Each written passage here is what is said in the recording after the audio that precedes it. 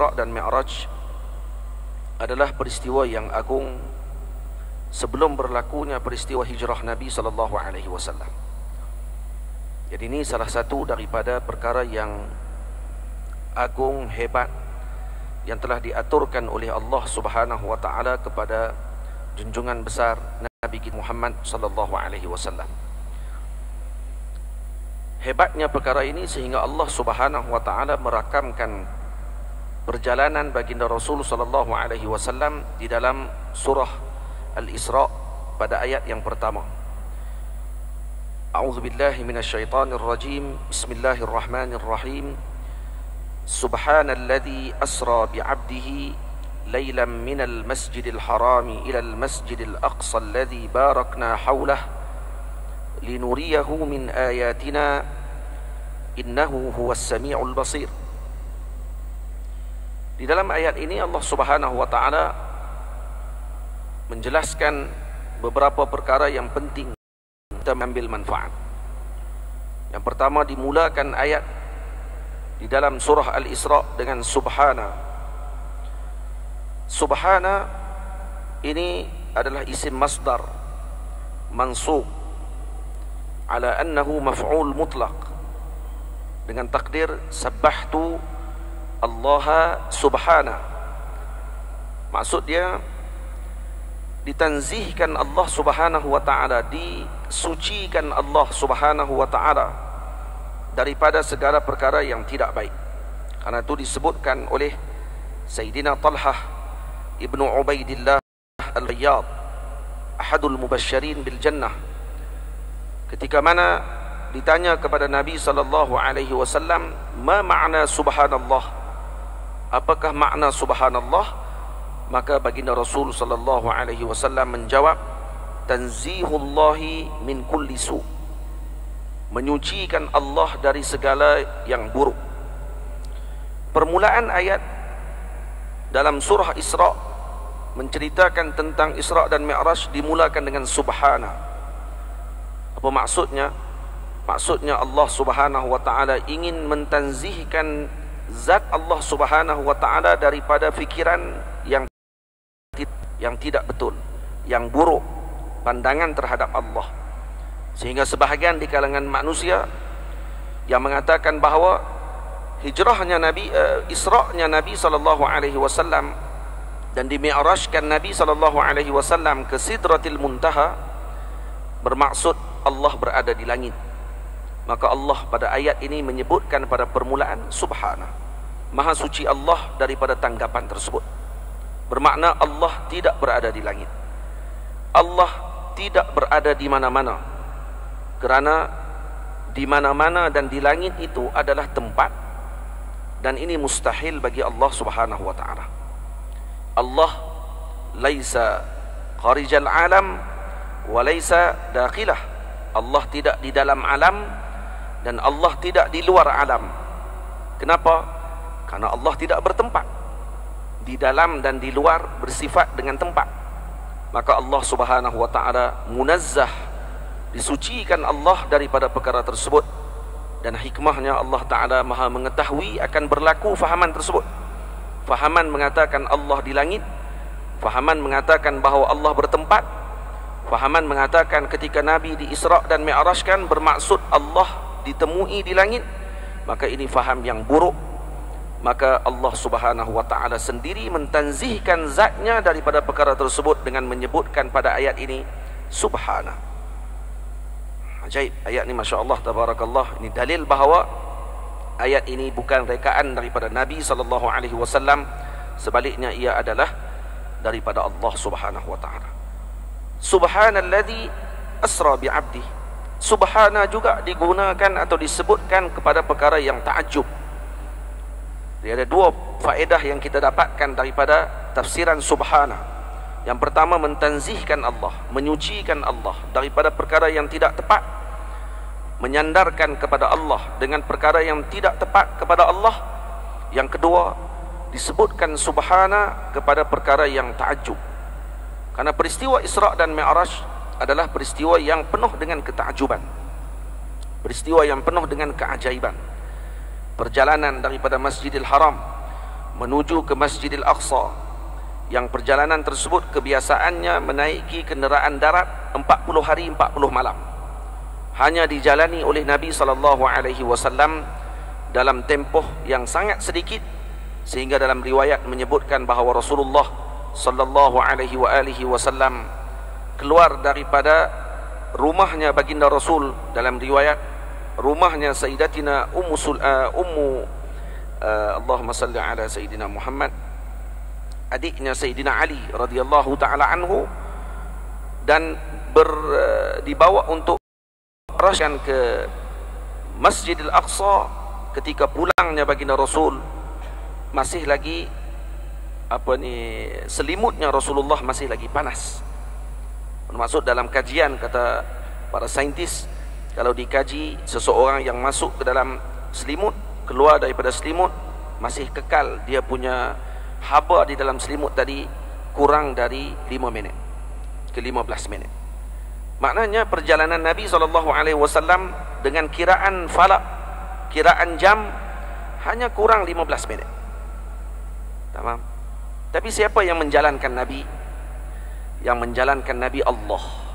Karena itu subhanalladzi asra bi'abdi, yakni Allah alladzi asra bi'abdi, Tuhan yang menjalankan hambanya. Maka bila mana ketakjuban tadi diketahui siapa yang menjalankannya, maka terangkatlah takjub tersebut, karena yang menjalankan itu Allah. Karena Allah berhak melakukan sedemikian. Dan apa bukti lagi dari lughah, dari segi bahasa, yang menunjukkan kata perjalanan tadi tidak mengambil sepenuh malam, daripada perkataan lailan. Subhanalladzi asra bi'abdihi lailan. Lailan digunakan dengan nakirah. Isim nakirah tidak ada padanya alif lam pada lailan, tidak disebut al-lail. Allah Ta'ala tak sebut dalam ayat ni subhanalladzi asra bi'abdihi al-laila, sebaliknya disebut lailan. Lailan litankir. Tangkir untuk apa? Untuk menunjukkan tab'id, sebahagian sahaja, sedikit sahaja malam tersebut digunakan oleh Allah Subhanahu wa ta'ala memperjalankan Nabi kita Muhammad sallallahu alaihi wasallam. Maknanya ketika diingkari peristiwa ini oleh golongan yang tidak membenarkan Nabi Muhammad sallallahu alaihi wasallam, maka Allah menjawab pada permulaannya lagi, subhanalladzi asra bi'abdi. Kenapa kamu nak pelik? Yang menjalankan Nabi Allah. Allah menjadikan kamu dari tiada kepada ada. Allah yang menggerakkan kamu daripada satu tempat ke satu tempat. Allah yang telah memberikan kepada kamu nikmat yang pelbagai. Allah tidak boleh untuk menggerakkan kekasihnya kepadanya. Allah tidak boleh menggerakkan kekasihnya dari satu tempat ke satu tempat dengan keadaan yang luar biasa. Keadaan alam ini sudah luar biasa di sisi kamu, dengan perkara yang sedikit tadi, hayyin, sangat sedikit dibandingkan dengan apa yang telah kamu lihat di depan mata kepala kamu. Dan ini adalah anugerah yang Allah Ta'ala berikan kepada junjungan besar Nabi kita Muhammad sallallahu alaihi wasallam. Itu faedah demi faedah yang telah kita dapatkan. Tafsiran pada subhana, ada dua tafsiran bagi masalah tersebut, dan kita memahami dengan ayat ini akidah yang benar dengan ahli sunnah wal jamaah, Asy'ariyah dan Maturidiyah, yang berpegang bahawa Allah Subhanahu wa ta'ala tidak ditempatkan dengan satu tempat dan tidak juga berada di mana-mana, karena Allah tidak bersifat dengan perkara tersebut. Jadi kalau ditanya Allah di mana, maka jawapannya Allah tidak bertempat. Itu jawapannya. Bagaimana dengan hadis Nabi sallallahu alaihi wasallam yang ditanyakan oleh Rasulullah kepada seorang wanita yang buta, yang bisu, minta maaf, yang bisu. Wanita ini hamba. Rasulullah datang bertemu dengan jariyah tersebut, lalu bertanya kepada wanita tadi, aina Allah? Di mana Allah? Maka wanita tersebut di dalam satu riwayat menyebutkan bahawa wanita tadi menyebutkan fis sama, di langit. Yang kedua, riwayat yang kedua menyebutkan wanita tadi menjawab wa asyara ila sama, menunjukkan ke arah langit. Sebahagian orang memahami hadis ini dengan kesilapan yang besar, mengatakan bahawa ini dalil Allah berada di langit. Sedangkan hadis tadi tidak bermaksud sedemikian. Yang pertama, pada sudut sanadnya, sanad hadis tersebut berlaku ittirab. Dalam mustalah hadis, kalau kita mengaji hadis ini sanadnya muttarib, maksudnya berlaku keceliruan. Karena perawi yang pertama menyebutkan secara jelas bahawa wanita ini bisu. Kalau bisu macam mana boleh jawab fis sama'? Jadi ini dalil menunjukkan bahawa yang mentafsirkan kalam wanita tadi adalah rawi, bukan wanita tadi yang menjawab. Sebaliknya wanita tadi hanya mengisyaratkan ke langit. Baik, apa makna isyarat ke langit? Karena dia memahami soalan Nabi SAW. Soalan Nabi ingin menguji adakah dia beriman kepada Allah atau beriman kepada Tuhan yang disembah oleh golongan musyrikin yang berada di bumi. Maka dia mengisyaratkan ke langit, ke atas, karena memahami soalan Nabi aina dengan makna as-su'al bil makanah la bil makan, yakni soalan untuk kedudukan bukan tempat. Makanah maknanya kedudukan, makan maknanya tempat. Jadi kalau kita bertanya kepada orang aina kota Kinabalu, maka orang akan isyaratkan tempatnya di sini, gini, gini, pergi ke sini, pergi ke sini. Aina pejabat mufti contohnya, nah, di mana tempat mufti, maka orang akan tunjuk jalannya ke sini, karena itu ditanya tempat. Tapi kalau seorang bertanya aina anta binisbati syaikik, di mana kamu di sisi gurumu, kita tak boleh bagi tahu arah. Aina syaikhuka fi qalbik, di mana gurumu di dalam hatimu. Kita nak jawab guru saya di kota Kinabalu. Tak, soalan tadi bukan tanya tempat, soalannya aina juga. Tapi aina tadi ditanya tentang kedudukan guru kita. Maka kita akan bagi tahu syaikhi fi a'maqi qalbi, guruku berada di dalam sudut hatiku yang sangat dalam, maksudnya sangat mencintai guru tersebut. Aina anta bimanzilati abik, bagaimana kamu dengan ayahmu? Maka kita akan menjawab abi a'la minni, ayahku lebih tinggi kedudukan daripadaku. Maknanya apa? Soalan tadi bukan ditanya aina mesti dengan makna tempat, juga boleh jadi dengan makna kedudukan. Jadi wanita ini paham dengan maksud soalan Nabi tadi adalah pada kedudukan Allah di sisinya. Maka dia tunjuk ke langit, ke atas, seolah menjawab dengan Nabi dengan lisanul hal bahawa yang aku sembah adalah Allah yang maha tinggi, bukan Tuhan yang disembah oleh musyrikin yang berada di bumi seperti yang kamu lihat ya Rasulullah. Maka Nabi kata apa? A'tiqha fa innaha mu'minah, bebaskan dia karena dia beriman kepada Allah. Kenapa? Karena ini dalil imannya yang tinggi, karena dia tidak beriman dengan Tuhan yang ada di bumi yang disembah oleh golongan musyrikin yang mereka i'tiqadkan kata itu Tuhan. Sebaliknya dia menyembah Allah Subhanahu wa taala yang maha agung, yang maha tinggi, yang tidak bersifat dengan sifat-sifat makhluk, yang laisa kamitslihi syai' wa huwas samiul basir. Batu ayat ini kalau ditafsirkan, kata para ulama, tafsiran bagi kisah Isra dan Mi'raj ini lebih daripada 50 faedah dikeluarkan oleh para ulama. Dan kalau untuk kita melaksanakan hak bagi peristiwa Isra dan Mi'raj, kata Maulana Syekh Adham Asimi, perlu diambil masa 2 bulan mentafsirkan Isra dan Mi'raj setiap hari, baru boleh selesai. Jadi macam mana kita nak tafsir hari ini? 2 bulan untuk selesaikan setiap faedah tersebut. Faedahnya lebih 50 faedah, lebih daripada 50. Dan setiap faedah perlu diifradkan khutbahnya, perlu diasingkan khutbahnya untuk diceritakan tentang kelebihan-kelebihan tersebut. Nah, jadi kalau dari segi tarikhnya khilaf di kalangan ulama. Kalau dari segi subhana pada ayat ini sahaja sudah memerlukan kepada tafsiran yang panjang dan memerlukan kepada satu muhadarah, satu khutbah, satu penceramah yang lengkap untuk menjelaskan tentang akidah ahli sunnah wal jamaah.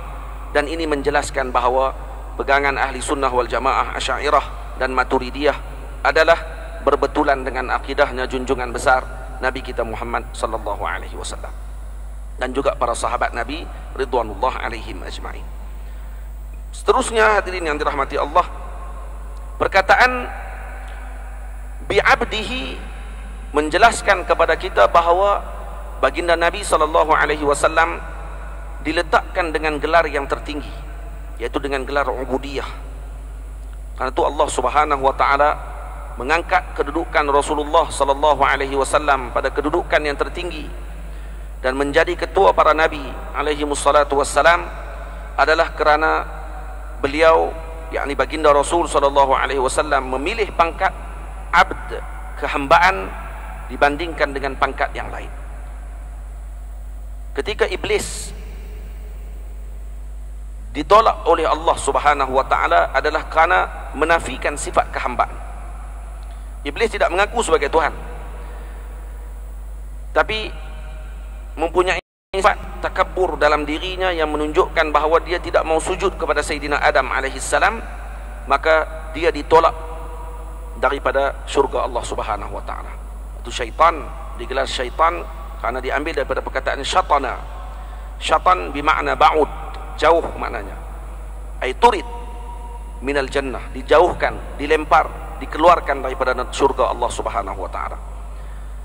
Maka orang yang mendapatkan kedudukan yang mulia di sisi Allah Subhanahu wa taala, maka perlu bagi mereka untuk menjauhi sifatnya syaitan, sifatnya iblis.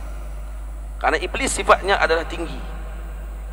Maka siapa yang bersifat dengan kerendahan, orang-orang ini akan didekatkan dengan Allah Subhanahu wa taala. Sebab itu disebut dalam hadis Nabi, man tawadha'a rafa'ahu Allah. Siapa tawadhu', Allah angkat dia. Man tawadha'a rafa'ahu Allah. Dan orang yang takabur tidak akan sekali ditinggikan, kalaupun dia ingin ditinggikan. Sebaliknya yang tawadhu', kalaupun dia merendahkan dirinya, tetap akan ditinggikan kerana sifat tawadhu'nya tersebut. Kerana tidak rugi orang yang tawadhu'. Dan Nabi SAW adalah sayyidul mutawadhi'in. Nabi adalah ketua kepada seluruh orang-orang yang tawadhu'. Dan kerana itu Allah menyebutkan kepada Nabi dengan gelar yang paling mulia, bi abdi. Malah lebih mulia gelaran ini daripada bi rasulih, bi nabiyih. Ini antara hikmahnya kenapa Allah tidak menyebutkan subhanalladzi asra bi rasulih. Maha suci Allah yang menggerakkan rasulnya, maha suci Allah yang menggerakkan nabinya. Tetapi Allah Ta'ala menyebut subhanalladzi asra bi abdihi, maha suci Allah yang menggerakkan hambanya. Bukan hamba sahaja, hambanya, ada hi di belakang. Bermaksud Allah menyandarkan Nabi kepada Allah, dinisbahkan Nabi kepada Allah, bi abdihi, kepada Allah Subhanahu wa ta'ala, menunjukkan kemuliaan baginda Nabi SAW. Pada permulaan ayat ini sahaja ketinggian kedudukan Nabi dan menunjukkan bahawa Nabi tak sama dengan kita. Tapi ada orang sewenang-wenangnya menyebut Nabi sama dengan kita. Nabi manusia macam kita. Nabi juga bernafsu macam kita. Macam kita. Ajaib. Orang yang sebut Nabi bernafsu macam kita. Kalau seorang mempelajari ilmu berkenaan dengan kesufian, maka mereka akan mengetahui tentang peringkat-peringkat nafsu. Ada nafsu dipanggil ammarah bisu, ada nafsu dipanggil, ada nafsu dipanggil nafsu al-mulhamah, ada nafsu dipanggil nafsu al-mutmainnah. Mutmainnah paling tinggi sekali. Mutmainnah kamilah paling tinggi sekali. Nafsunya ada 7 peringkat.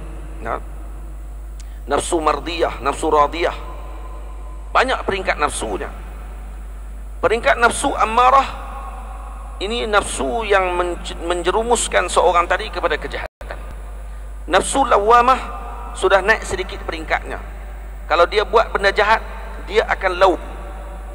Itu dipanggil lawamah, dia laum. Yalumu nafsuh, yalumu nafsahu. Dia akan mencela dirinya. Kita buat dosa, kemudian kita akan rasa menyesal. Malam hari duk pening kepala, tadi buat dosa, awak rasa berat hati saya, esok buat balik, lepas tu malam sedih balik.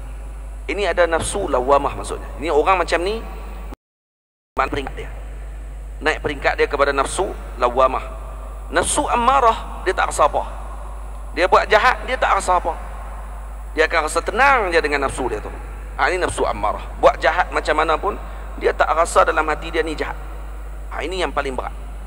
Tapi kalau naik nafsu lawamah, ini nafsu yang peringkat orang tadi dah bermula bermujahadah untuk melawan nafsunya. Tapi kadang dia tertewas dan kadang dia menang, kadang tertewas balik, kadang dia menang. Dan ada di antara hamba Allah Subhanahu wa ta'ala yang berada pada maqam nafsu ini sampai mati, dan mereka masuk syurga Allah. Alladzina jahadu fina lanahdiyannahum subulana.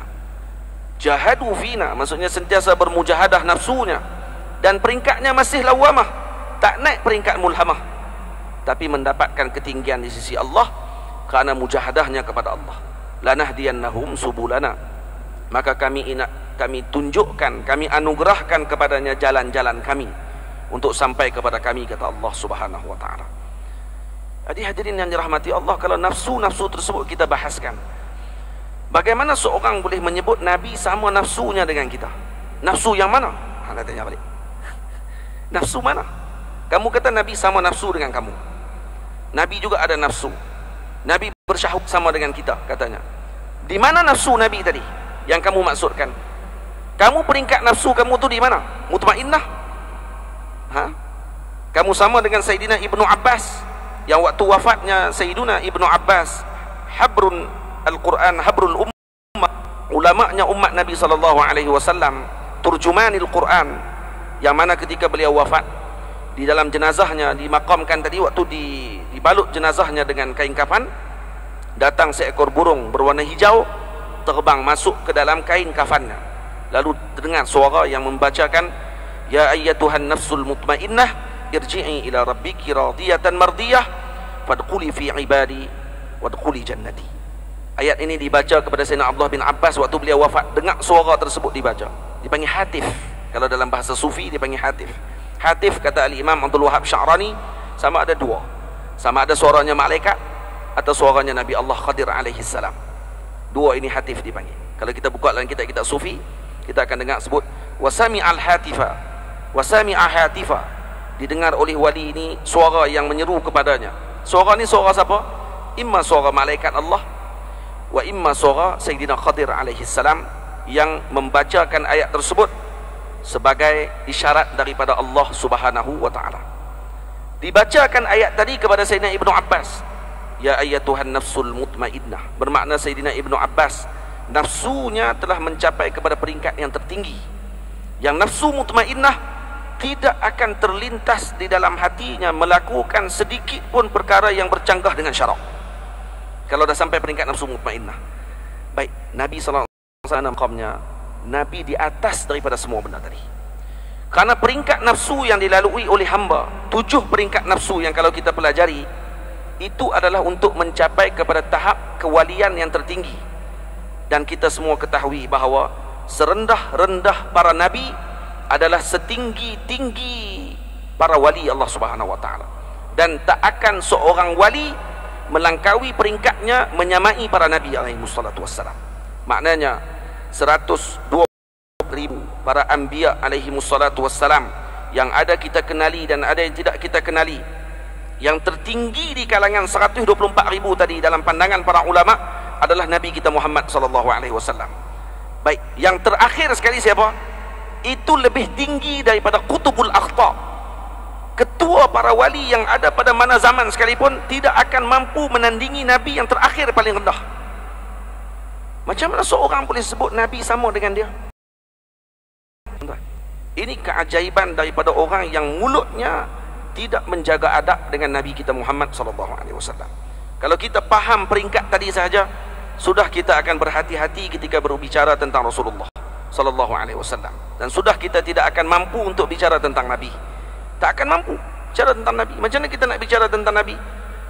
Nah, karena kita tidak akan tahu hakikat Nabi sallallahu alaihi wasallam melainkan Allah Subhanahu wa taala sahaja. Allah sahaja yang mengetahui hakikatnya Nabi. Karena tu waktu kita salawat, kita akan sebut Allahumma salli ala sayyidina Muhammad. Kita tak kata Allahumma inni usalli ala Nabi sallallahu alaihi wasallam, ya Allah sesungguhnya aku berselawat kepada Nabi. Tapi kita kata apa? Allahumma salli ala sayyidina Muhammad, ya Allah selawatmu kepada Nabi. Maknanya apa? Kita serah selawat kita kepada Allah, bukan kita yang selawat. Kita serah selawat kita kepada Allah. Kenapa? Karena kita tidak mengetahui hakikatnya Nabi untuk kita berselawat kepada Nabi sallallahu alaihi wasallam. Yang mengetahui hakikatnya hanya Allah Subhanahu wa taala. Maka hadirin yang dirahmati Allah, ayat subhanalladzi asra bi 'abdihi lailan minal masjidil haram ilal masjidil aqsa, ini ayat yang menunjukkan ketinggian kedudukan Rasulullah sallallahu alaihi wasallam di sisi Allah, sehingga Nabi lebih tinggi daripada Jibril alaihi salam. Kalaulah ada orang mengatakan bahawa Sayyidina Jibril adalah gurunya Nabi, maka kita katakan bahawa tidak. Jibril adalah muridnya Nabi sallallahu alaihi wasallam. Jibril teman baiknya Nabi. Tapi Jibril bukanlah guru kepada Nabi. Kenapa? Karena waktu Sayyidina Jibril datang memaklumkan kepada para sahabat di dalam hadis, Sayyidina Jibril bertanya kepada Rasulullah, mal Islam wa mal iman wa mal ihsan, alamatis sa'ah, tanda-tanda kiamat. 4 benda yang ditanya oleh baginda Jibril alaihi salam. Maka setelah selesai dijawab oleh Rasulullah, disebutkan oleh Sayyidina Jibril, sadaqta, sadaqta, sadaqta, dan akhirnya apa yang dijawab oleh Sayyidina Rasul? Hadza Jibril akum yu'allimukum amra dinikum. Itu Jibril datang kepada kamu semua, mengajarkan agama kepada kamu semua. Maknanya apa dia? Bukan pada aku, karena aku bukan anak murid dia. Faham? Itu maksudnya. Hadza Jibril atakum yu'allimukum amra dinikum. Jadi Jibril datang memaklumkan kepada para sahabat. Maknanya Sayyidina Jibril menjadi guru kepada para sahabat waktu itu, bukan kepada Nabi sallallahu alaihi wasallam. Tamam, bukan kepada Nabi. Karena Nabi a'la minhu. Zamakhsyari sedikit kurang adabnya dengan Rasulullah dalam bab ini. Kurang adabnya Zamakhsyari dalam bab ini. Karena beliau menganggap bahawa Sayyidina Jibril adalah lebih tinggi kedudukannya daripada Rasulullah. Nah, dia kata Jibril lebih tinggi pada Nabi kedudukannya. Ghafarallahu lah, semoga Allah ampunkan dia. Dan disebutkan di dalam kisah bahawa beliau telah bertaubat sebelum wafatnya beliau. Bertaubat sebelumnya wafat daripada akidahnya Mu'tazilah. Nah, karena Mu'tazilah berpegang dengan pandangan bahawa hamba mencipta perbuatan, af'alul ibad ini dicipta oleh hamba. Maka dia kahwin pada umurnya tua lah. Bila dah tua kahwin, malam pertama bersama dengan isterinya, maka dia tak mampu untuk selesaikan. Isteri muda. Akhirnya diminta lagi oleh isterinya kali kedua. Kali kedua dia tak larat dah. Masuk kali ketiga, dia kata tak lepas pi dah. Cakap Arab lah. Dia cakap Kedah pula lagi. Zamakhsyari bukan orang Kedah. Jadi bila dia cakap, kata-kata saya tak mampu dah, kata dia. Maka isteri dia tanya kepada dia, wahai suamiku, bukankah kamu berpegang dengan pandangan bahawa hamba menciptakan perbuatannya? Nah, kata dia, na'am. Dia dalam Mu'tazilah pegangannya macam tu. Af'alul ikhtiyar, perbuatan ikhtiar ni, angkat letak ni ikhtiar ni. Dia ada dua, af'al ikhtiyar dengan af'al ittirar. Af'al ittirar ni gerakan jantung, yang ni ittirar, kita tak boleh nak reka benda tu. Ni benda ni diatur oleh Allah. Yang ni ittifaq. Ahli sunnah, Mu'tazilah dan mana firaq dalam mazhab sekalipun setuju kata ittirar Allah jadikan. Yang jadi khilaf di sini. Letak. Nak pi tak mau pi. Nak berjalan ke tak mau berjalan. Bangun, duduk. Dia kata ni hamba yang mereka. Hamba yang cipta perbuatan tersebut. Ahli sunnah kata la, mustahil. Allah Ta'ala apa ni hamba cipta. Karena Allah sebut dalam Quran, wallahu khalaqakum wa ma ta'malun. Allah jadikan kamu dan apa yang kamu perbuat. Jadi bila disebut kepada Zamakhsyari begitu, maka Zamakhsyari rahimahullah mengatakan bahawa kami mazhab Mu'tazilah berpegang dengan pandangan tersebut. Jadi kata isterinya, idzan ukhluq fi'la al-wat'i atau fi'la al-jima'. Kalau macam tu, ciptakan perbuatan jima', buat. Kamu kata kamu boleh buat perbuatan. Lah ni, rekalah perbuatan jima' tu. Bagilah ada tenaga. Nah, diam Zamakhsyari waktu tu. Dia kata dia memang tak boleh buat, dia kata. Habis dah tenaga. Macam mana tenaga dia nak buat, dia tak ada tenaga. Dah kata kamu boleh buat, cipta perbuatan tu. Kamu kan pencipta kepada perbuatan ikhtiari.